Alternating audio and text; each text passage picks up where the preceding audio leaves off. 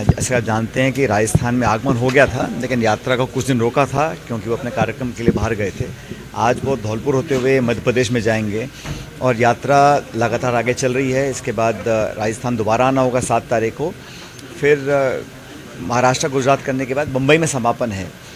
यात्रा का उद्देश्य राहुल जी का पहले भी आप जानते हैं कि लोगों से जुड़ना है, जिनको न्याय नहीं मिला उनको न्याय दिलाना है, जो वंचित वर्ग है, महिला हैं, किसान हैं, नौजवान हैं, जिन लोगों की बात को सुना नहीं जाता, उनकी आवाज़ को ताकत देने का काम राहुल जी कर रहे हैं। और राजस्थान में जैसा कि आप जानते हैं कि जब पिछली बार राहुल जी ने यात्रा की थी तो बहुत भारी व्यापक असर पड़ा था उसका। आज भी देश में जो हालात बने हैं, मैं समझता हूँ उसमें ना सिर्फ कांग्रेस पार्टी लेकिन हमारा जो इंडिया अलायंस है उसको भी बहुत बल मिल रहा है। लगातार हमारे अलग अलग दलों के साथ सीट शेयरिंग के समझौते हो रहे हैं। समाजवादी पार्टी और आम आदमी पार्टी के साथ हो चुका है और बहुत जल्द बिहार महाराष्ट्र में भी हम लोग अपनी सीटों का अनाउंस करेंगे। राहुल जी की कोशिश है कि 10 साल की जो सरकार है दिल्ली में, उससे सवाल पूछें। ये वो सरकार है जिसने 147 सांसदों को एक साथ निलंबित करने के बाद चोर दरवाजे से बिलों को पास किया पार्लियामेंट के अंदर। संवाद करते नहीं हैं, जवाब देते नहीं हैं, महंगाई बेरोजगारी पर ध्यान देने को तैयार नहीं है। तो मुझे लग रहा है कि देश में बदलाव होगा। और अभी मैं हाल ही में 2-3 राज्यों में गया था, केरल में और आंध्र प्रदेश में। वहाँ पर भी मुझे लगता है कि कांग्रेस पार्टी का परफॉर्मेंस बहुत अच्छा रहेगा। हम लोग चाहते हैं कि सरकार की जवाबदेही तय हो। संवैधानिक संस्थाओं को जो धीरे धीरे जो नियमित रूप से कमज़ोर करने का जो काम कर रही है केंद्र सरकार, उसके खिलाफ जनता में आक्रोश है। और मैं समझता हूँ आज जो किसानों के साथ, विशेष रूप से नौजवानों के साथ अनदेखी हो रही है, उसका जवाब जनता देगी वोटों के माध्यम से। सर, टिकटों का वितरण कब तक होगा? बहुत जल्द, मेरे ख्याल अगले 2-3 दिनों के अंदर हमारी मीटिंग्स दोबारा होंगी।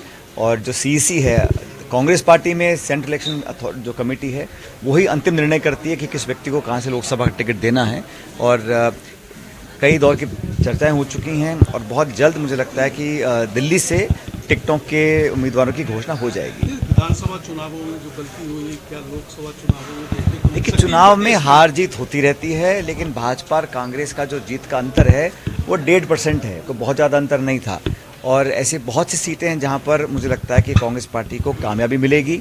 और भारतीय जनता पार्टी का जो रवैया रहा है, और ये जो भाषण में देखता हूं कि 300 पार, 400 पार, 500 पार, अगर इतना मजबूत भाजपा अपने आप को समझती है तो फिर तमाम कांग्रेस नेताओं को या विपक्ष के नेताओं को अपने से जोड़ने की क्यों उन्होंने वो जिद पकड़ी हुई है? कहीं ना कहीं असुरक्षा जहन में है, क्योंकि वास्तविकता अलग है।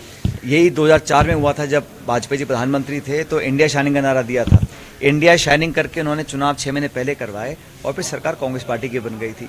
आज धरातल पे लोग आक्रोशित भी हैं, असहज भी हैं, बोल नहीं रहे हैं, क्योंकि वातावरण ऐसा बना हुआ है। किसके छापा पड़ जाए, किसके यहाँ पुलिस आ जाए, इनकम टैक्स आ जाए, ईडी आ जाए, सीबीआई आ जाए, इन सब बातों से लोग सहमे हुए हैं, इसलिए बात खुल के बोल नहीं पा रहे हैं। लेकिन विपक्ष की एकता को देखकर एनडीए और बीजेपी कमजोर हुए हैं। और हमें लगता है कि आप देखो, इंडिया अलायंस की जो पार्टीज का वोट शेयर है वो 65% है। इसको देखकर बीजेपी के अंदर कहीं ना कहीं जहन में खतरा पैदा हो चुका है और इसलिए वो कोशिश कर रहे हैं कि माहौल बनाया जाए। सीएम भजनलाल का कहना है कि गहलोत सरकार खर्ची की सरकार। अब देखिए, मैं किसी पे कमेंट नहीं करता हूं, लेकिन पिछले 2-1 महीने में जो एक शुरुआती रुझान आता है नई सरकार, कोई भी सरकार जब नहीं बनती है तो एक सकारात्मक और एक पॉजिटिव मैसेज आता है।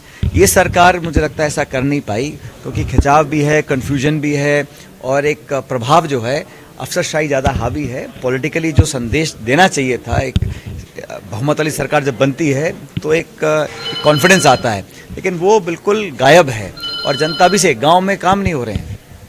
गांव में जो विकास के काम सब ठप कर दिए, जांचें हो रही हैं, सब समीक्षा हो रही है, निरीक्षण हो रहा है, लेकिन काम नहीं हो रहा। घोषणाएं हो रही हैं, अब पानी को लेकर राजनीति की जा रही है, अलग अलग समझौते कर रहे हैं, लेकिन राजस्थान के हितों की रक्षा कौन करेगा?